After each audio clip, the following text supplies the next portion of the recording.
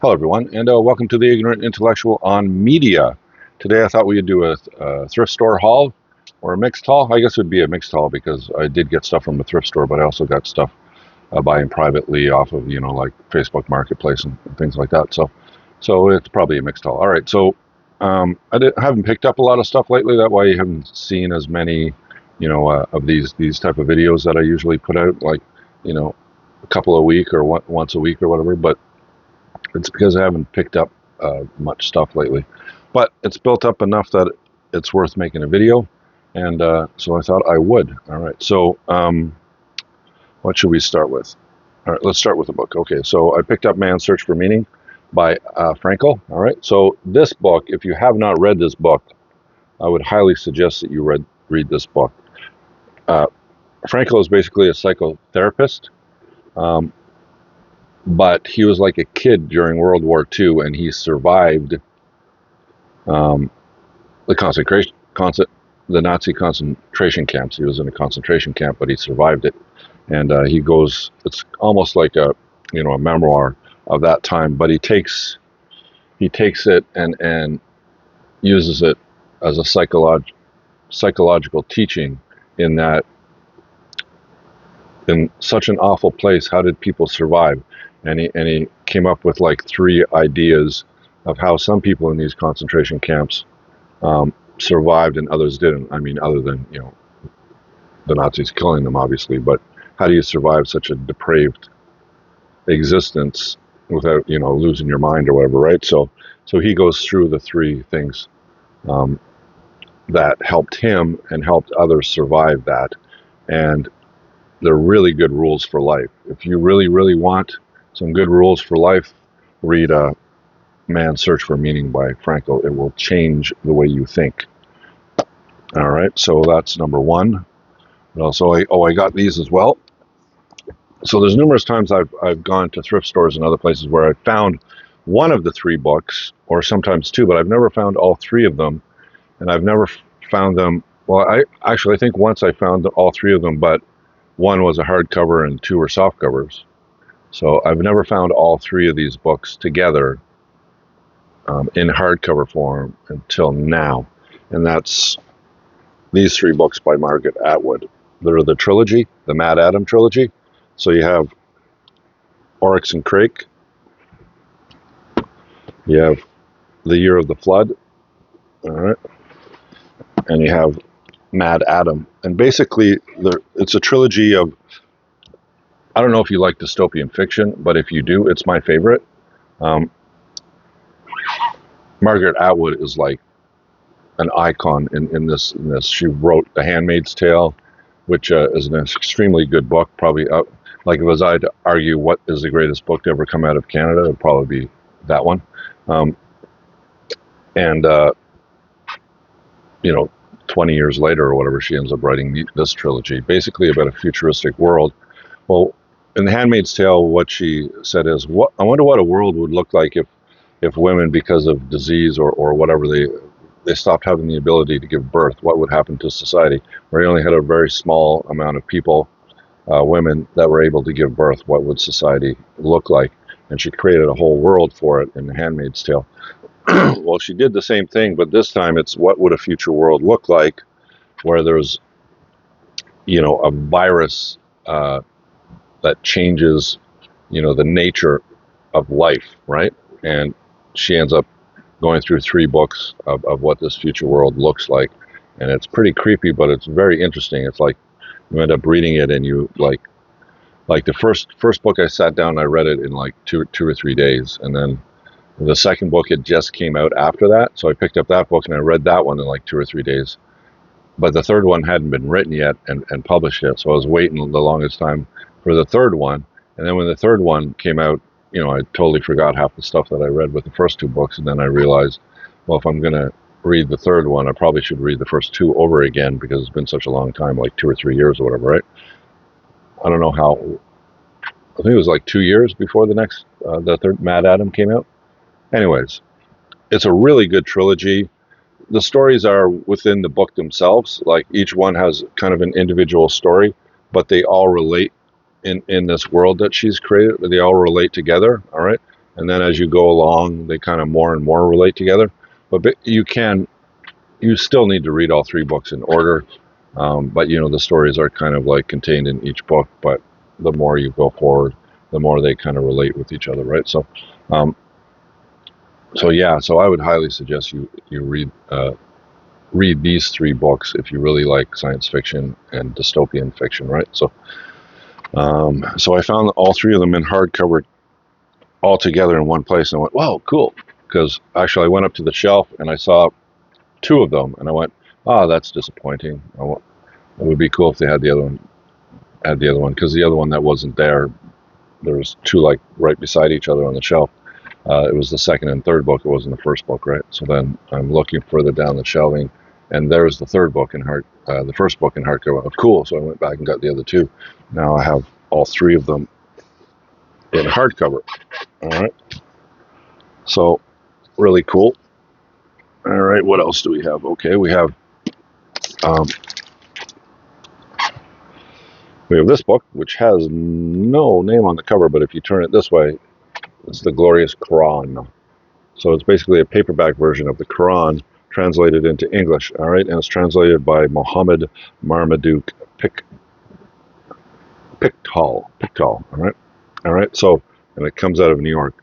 Basically, if you're talking to most Muslims, not North American Muslims, but, North African and Middle Eastern Muslims, they all speak Arabic, right? And the Quran is originally in Arabic, right? So they always, at least the ones that I've come into contact with, have always said, well, if you really want to understand the glorious Quran, if you really want to understand this book, which is, the central book of the Muslim faith of Islam, you should really learn Arabic first and then read it naturally in its written form, the way it was originally written, right?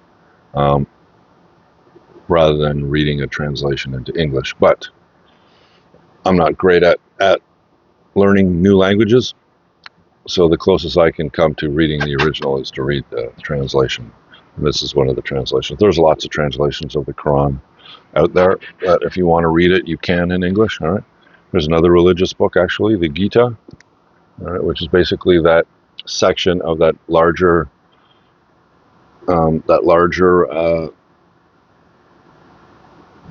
classic Hindu or Indian Sanskrit book.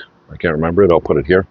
But this is the most important part of that larger book, and it's big in itself, right? It's basically it answers a lot of the question in the Hindu religion. It's Krishna is on the battlefield with well, he comes to the battlefield where two brothers are fighting, and he sits down and talks to one of the antagonists, and they get into a big philosophical conversation, and it touches on all the different aspects of life, right? So it's a really good book if you haven't read it. What else? Oh, and I found this one, which is interesting, which I hadn't read since I was a little kid, and that is Are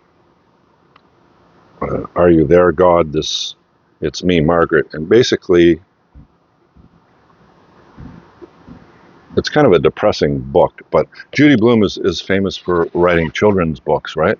And this one is her most controversial. I mean, it's been on many a banned list, let's put it that way, from schools, because it talks a lot about sexuality, a girl when she's going through puberty and her period and all that, and she's talking to God about it, and it gets pretty, I think there's Margaret Simon likes long hair, tuna fish, the smell of rain, and the things that are pink. She just moved from New York City to the suburbs and is anxious to fit in with her new friends. They swear they'll tell each other everything. First bras, first kisses, first periods, everything. But some things are just too private to talk about, even with your friends, and especially when you're the new girl. Luckily for Margaret, she's got someone else to confide in, someone who always listens. But it's like a lot of parents don't want their kids to read this, prepubescent kids, because it deals with a lot of stuff that they would think that the kids aren't really ready for, and that's why a lot of this book got banned a lot. But it's a good book. I don't know if you ever read it, but all right. What else do we have here? Okay, we got Anna Karenina. This is part of the Modern Library Classics, the paperback versions of them. A lot of people argue this is the greatest Russian novel of all time. Tolstoy's Anna Karenina. Anna Karenina. All right. I tried to read it. I read the first few chapters, and just with exact same thing with War and Peace. It just wasn't my cup of tea. But many argue that it's the greatest novel of all time, greatest Russian novel, and the greatest novel of all time. Right. So, anyways, I don't know if that's true. What you think, but I think Crime and Punishment is better. Although I didn't read all the way through Anna Karenina. Right, so, all right. And here's one of my all-time favorite books, and that is Thomas Hobbes' Leviathan, which is basically a political philosophy book where Hobbes goes through all the different forms of government and argues which ones are better. All right. And I came to the conclusion that, okay, the worst form of government is probably like a military dictatorship or a fascist, where, you know, power is in one human being, and you know, it's like a military type of society, right? And then you also have a monarchy where you have a king or a queen, and then you have like a democracy, which is all about, you know, voting the people in that run everything, right? So I think he came to the conclusion that a monarchy is the best form of government, because it's not as slow as a democracy. Everything goes really slow in a democracy, right? And it's not as, you know, evil or latent to evil, or tends towards evil like a fascist government or a dictatorship by a you know, communist party or a, you know, a military leader or whatever, right? So but it's a double-edged sword. A monarchy is a double-edged sword. If you get a good king, right, or a good queen, then it's probably the best form of government in a lot of ways. It's a very good argument for it, that if you get a good king, because he puts his people first, right, and he tries to make their lives better, right, and he can do it quickly because he just gives the order, and then people underneath him do the things that he wants, right? So, and it's not like it's done by force, like in a fascist state, or you know what I mean. There's always that fear thing with a benevolent king. There is no fear, right? So, and he can get things done quickly. If he wants a road to be built, he just says, "Build this road," and then they build the road, right? So it's quite quick, and it doesn't have that. Like in a democracy, you gotta like get together for the vote. You gotta vote it. You gotta argue. You gotta spend 2 years arguing whether it's good or not. Da da da da da. And then finally, maybe you get the road built, right? And then when you get the road built, it's finally built. But it takes forever, right? So that's the thing. But the problem is, like I said, it's a double-edged sword. If you get a bad king, if you get an evil king, then your life is a living hell. Do you understand?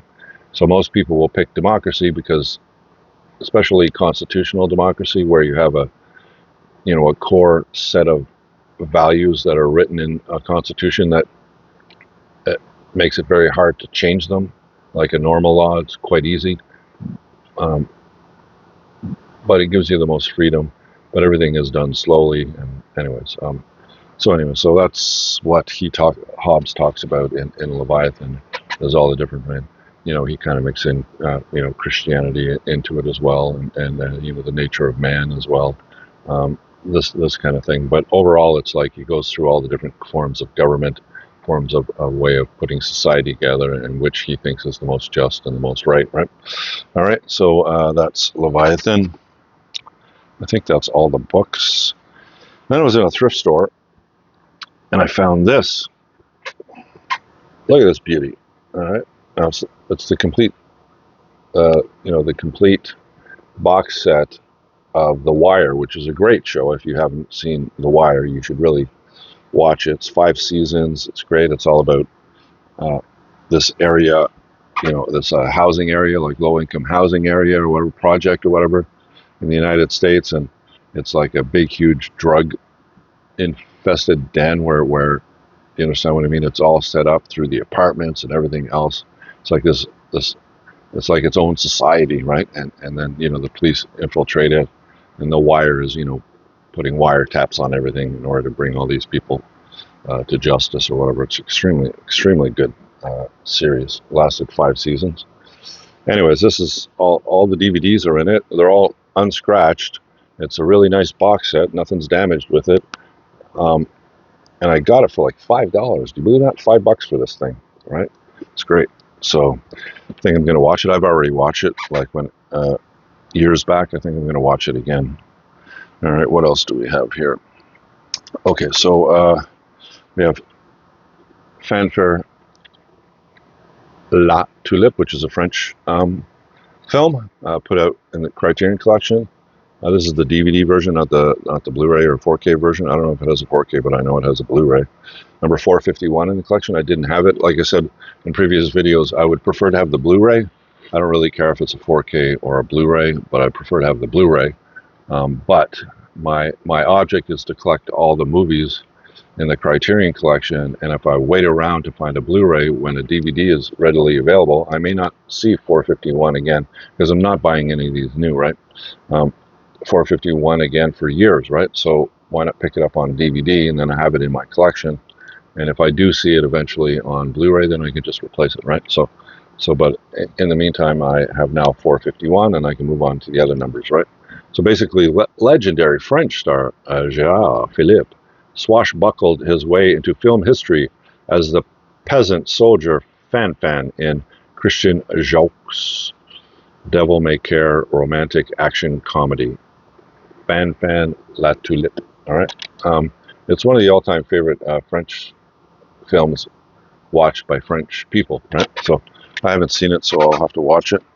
One film I have seen is this one, Fahrenheit 9/11, by Michael Moore. All right, which is basically a film in the aftermath of 9/11 of the World Trade Center plane crashes, right? So hailed as Michael Moore's most powerful film yet, Fahrenheit 11/9 is a provocative and comedic look at the times in which we live. It will explore the two most important questions of the Trump era: how the F did we get here, and how the F do we get out? All right, and now Trump's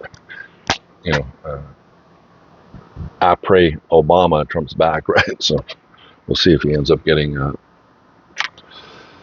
to become president again. Is he the only president? I'm not sure. I'd have to look back in the history of the United States. But in my lifetime, there has never been a president, all right? He'll be the first one to do it, where he served a term and then he doesn't serve another term right after consecutively, but he'll end up serving 2 terms as president, but they're not consecutive. Has any other president ever done that? I mean, if Donald Trump does end up winning the presidency, is he the only president ever to have 2 terms that weren't consecutive? I wonder. All right. What else? I also found this one, which is a Masters of Cinema series, which I also collect. This is number 249, and this is The Hands of Orlac, and this is a really creepy film if you have not seen it. It's basically about a pianist. I think he was a magician. Yeah, he's got to be someone. Well, he's used his hands, so it's got to be he was a piano player, right? And what happens is he's in a car accident, and they cut off his hands. All right, and so then what they do is they sew the hands of a cadaver on his hands instead. So he has the hands of another person, and this person ends up happened to be a murderer, right? And then you go through, he realizes that he has the hands of a murderer, and then he ends up killing his dad, if I remember correctly. And he's blaming it on the hands of this murderer, is kind of taking over him psychologically and making him a murderer too, right? It's an old black and white film from like 1920s, 1924 out of Austria, right? So I don't know how much it would hold up for you, but the premise is pretty cool. It's kind of like Idle Hands. I don't know if you've ever seen the film Idle Hands, that horror comedy. Anyways, I don't think it's like that. I think it's more serious, but basically it's about a pianist who loses his hands, which is, what he needs for his occupation, and then he gets other hands, but these hands are from a murderer, and he tries to learn it, and he can't learn the piano with these hands. These hands want to go kill people or whatever, right? Anyways, it's a pretty creepy film. and it's part of the Masters of Cinema series from Eureka, number 249, and it's new. It's not even, the package isn't even open yet. All right. And I also found this one, Dunkirk. So I collect this director. Who directed this? I think it was Christopher Nolan. Didn't Christopher Nolan direct this one? All right. So I'm going to assume it's Christopher Nolan. If I'm not, I'll apologize with the thing underneath. But I think it's Christopher Nolan.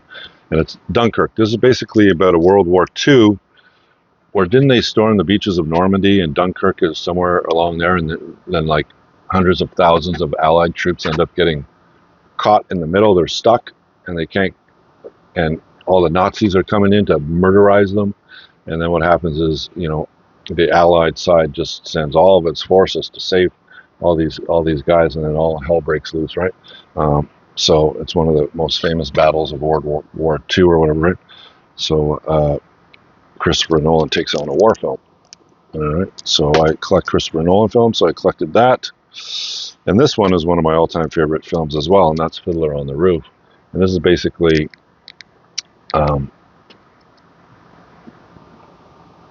it's a musical about a town of Jewish people living in Russia or Ukraine, one of those two. And this was the time when the persecutions started, right, in Russia for the Russian Jews, and so many Russian Jews were expelled, and their villages were taken over and everything else. So basically, this is the time where they still have their village, but the Russians are slowly moving in, and it's all about a poor, was he a farmer? I can't remember what his profession was, but he has like 5 daughters, and some of the daughters are coming to age of marriage, and it's like a clash between the new way of thinking with the kids and the old traditional Jewish way of doing things, and there's the clash between the generations, and he laments how life is being, and it's like a fiddler on the roof, a fiddler who's trying to play on the roof, but has to concentrate about, standing on the roof or he's going to fall off, right? So, you know what I mean? It's so that kind of thing. Anyways, extremely good film. Originally, I think it was a musical, and they adapted it to a film, but it's one of the iconic films if you have not seen it. So I did that. Okay, so the only thing I have left is I found some LPs from privately, and I picked up one LP actually from new. All right, so I found this album. Never mind the bollocks. The Sex Pistols. All right. Arguably, many argue this is the greatest punk album of all time. If not, it's one of the top punk albums of all time. Personally, I think the greatest punk album of all time for me would be the Ramones self-titled album, but that's just me. And I really like the Forgotten Rebels, the Canadian punk band, also. But these guys are British, and this is a beautiful mess of an album. The first time you listen to it, you may just turn it off because it's just noise. A lot of it sounds just like noise. But what happens is, after you listen to it a few times, what happens is you gain the underlying movement of the music, right? So there's two albums that really confront you with this that I've found in my listening experience. It's this one, and then it's Trout Mask Replica by Captain Beefheart. I don't know if you ever listened to that album, but that album is awful. It's just so bad. In fact, he thought it was so difficult for people to listen to him that he made another album called Safe as Milk for those people that can't handle, Captain Beefheart in his most raw. But it's just noise. There's no beat to that music. There's no rhythm. There's no nothing to that music. It's like really, really experimental avant-garde jazz crap. It's brutal. It's a brutal album. I wouldn't recommend it to anybody. And this one comes off that way when you first listen to it because none of them can play their instruments very well, and it's all really, really distorted noise, right? But that's the whole point of it. They're punk rockers, right? And the songs, the lyrics in the songs are quite confrontational, quite and what you do. But once you start listening to it and you listen to it a few times, the actual music comes out and rises above the noise because they are actually playing rhythm and beat it's just hard to do it because it's so distorted and badly played. But when you end up listening to it, you pick it up after a while, right? And you're going, okay, there it is, there's the movement of the music, right? Just it plays so badly, right? But that's half the enjoyment of it. That's half the attraction is the music is so bad, because they're assholes, right? They're all punk rock assholes, right? So it's like fuck you and fuck this and fuck, all right. So, but extremely good album, one of the top albums of all time, maybe the greatest punk album of all time. I'll let you decide when you listen to it. And I also found this one from the same guy, and that's what I would consider the greatest metal album of all time, and that's Master of Puppets by Metallica. Yeah, people argue, oh, Metallica, with the Black Album, they kind of went mainstream. But I mean, Ride the Lightning was a great album, but this one is an awesome album. Greatest, in my opinion, one of the greatest albums of all time, one of the greatest, the greatest heavy metal album of all time. Basically, its theme you can kind of infer from Master of Puppets, meaning that each song kind of takes on a situation in life where you don't have control over your own life. So one of them is Master of Puppets, which is about drug addiction, all right, where drugs will take over your life, and then you have you have no free will. Another one is a sanitarium, Welcome Home Sanitarium. Yeah, Welcome Home Sanitarium, which is basically about the total institution. There's a bunch of different total institutions in the world. One of them is mental health, where you end up going into a mental hospital and your rights are taken away, basically, right? So that's another one where you're just a puppet. You're no longer in control of your own life. Another one would be, let's say, the military, and Disposable Heroes would be the one for that, where you give away your rights to become basically a cog in the machine of the military. All right, and Leper Messiah is another one that's about following in a cult, right? Another way of your rights being taken away, your free will being taken away, and then they have other ones. But basically, the overall theme of the album is where you feel helpless, you feel like a puppet on the string, because you're not in control of your own life because of things that you're involved in, right? So, extremely good album, pumping, and then they have a break there, and by the ending of the album, and they slow down the music occasionally, but most of it's just really fast, really pumping type of music, which is really fun to listen to bang your head to, like listen to in the car and try not to speed, you know what I mean? So all right, so that's Metallica's Master of Puppets. And last but not least is Death from Above is for Lovers is the name of this album. So Death from Above, 1979, actually, sorry, because they were originally called Death from Above, but then I think it was a British group or an American group, I can't remember, had that name, and they didn't want to get sued, so they added 1979 to the end of their name. Basically, it's a duo it's drum and bass, and one of the greatest drum and bass albums I've ever listened to was You're a Woman, I'm a Machine, which is by them, and listen to that one. That one's going to blow you away. But what happened was they put out like a couple of EPs or some mixed stuff, but then they came out with their main album, which is You're a Woman, I'm a Machine, and then they kind of broke up, and then they started doing their own thing, and one of them ended up creating like the band Mastercraft. I don't know if you heard any of that stuff. But then after a few years, they got back together, and I think they put out a couple more albums. But by then, I, moved on, right? So, but then I was in my local record store. There's only one. There's only one franchise left in Canada that is like an HMV or whatever, like Sam the Record Man, and that's I can't remember. I'm not going to name it anyways. Whatever the name of it is, I went in there because I was at a shopping center at the time, and I was looking through stuff, and man, I don't know how they survive is because they're the only ones now, and if you're not one to order online, right? But I think they're going to go out of business probably by the time all of my generation X ends up being retired and dying off. I don't think that business will survive in a retail way, since everybody's buying stuff online mostly, right? So what they do, they carry like CDs, LPs, Blu-rays, DVDs, 4Ks, TV shows and movies and everything. So all the entertainment, all the media. It's like a media paradise in that store. But the only problem is the pricing for that stuff is just outrageous. It's ridiculous, the pricing. So I usually don't buy anything from them. But I went in and I was looking through their albums, in the clearance section of their albums, and they had this one that they had put on sale at $34. So I don't know how much it was originally when they first put it, but they put it on for $34 on sale, and then they had a 50% off sale. So I got this for under $20, this album.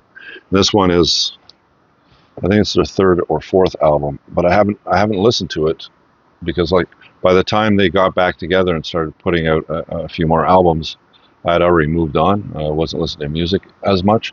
But anyways, I was in the store and I was going through the bargain bins, and I found that one. I went, cool, I'm going to pick that one up. No problem at all. And I'm not going to listen to it, see what it's like. So I'll probably have a review later in another video. Yeah, their pricing is, they're just extremely, I don't know how they stay in business because they're the only ones that do it now. So, and I guess because they're the only ones, they'll mark up stuff, right? So, yeah, like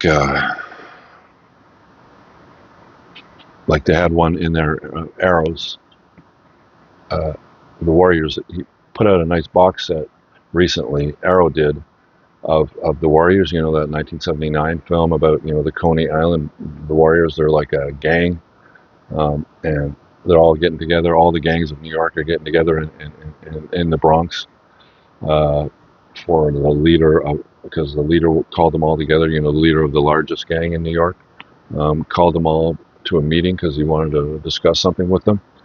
So all the gangs ended up showing up at this park in Coney Island, and then all shit hits the fan, and now the truce that was originally put, is it still on? But anyways, the Warriors, which their home turf is in Coney Island, have to fight their way back to Coney Island from the Bronx, and it's a really fun film to watch, directed by Walter Hill. Anyways, so Arrow has a really nice edition of it in a nice box set, and they were selling it for like $60.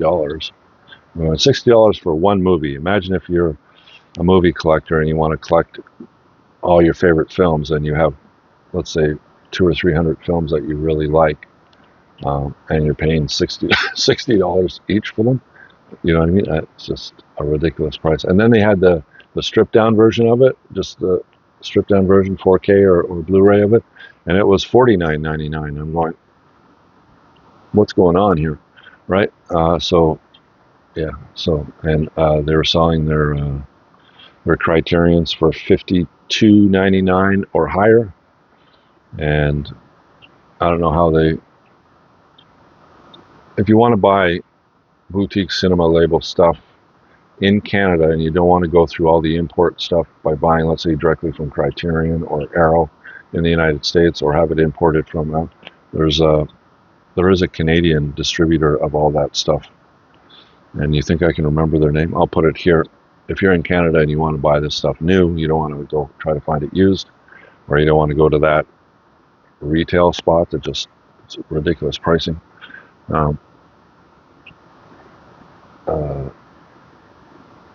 I'll give I'm not associated with them, don't get me wrong. It's just that it's the only place that I've seen where you try to buy a new product, let's say from Arrow or Kino Lorber or from Criterion or those boutique labels, and you're trying to buy them, but the only way you end up being able to buy them is through Amazon, right?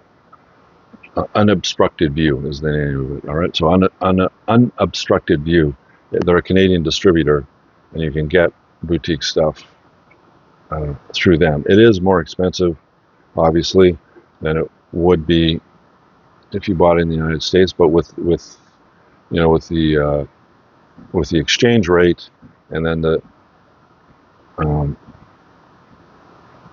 you know, the shipping and everything, it's a bit cheaper because you're not going through customs and everything, right? So Unobstructed View is the only place that I found online of a Canadian distributor of you know, boutique cinema stuff, right? So if you don't order it off of Amazon, anyways, but there is stuff that you can't get on Amazon that you can get on Unobstructed View, and they do have, you know, Barnes and Noble's famous for their Criterion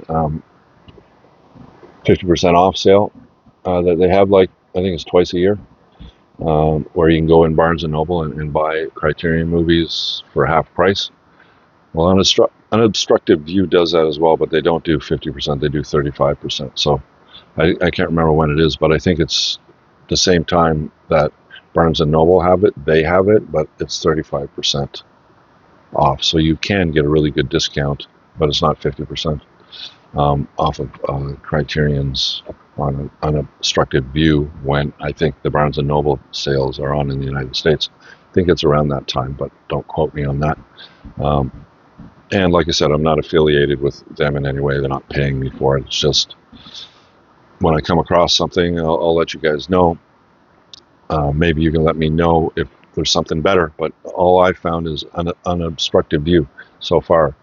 Like I would go on, let's say, Criterion's website, and I want to get a film, but with the import, the price of the film, the import, and the shipping, it ends up being like $70, $80 sometimes. And you go on Unobstructed View, and you can find it, you know, probably for like $20 less by the end of it, right? $20 less, and you're still going to be paying a good amount of money for it, but you won't be paying as much because you're importing it from another country, right? So, all right. So I think that's everything. Yeah, everything. So, hope you enjoyed the video. If you did, leave me a thumbs up. Think about subscribing, and I will talk to you again in my next video. And you have a great day, and bye for now.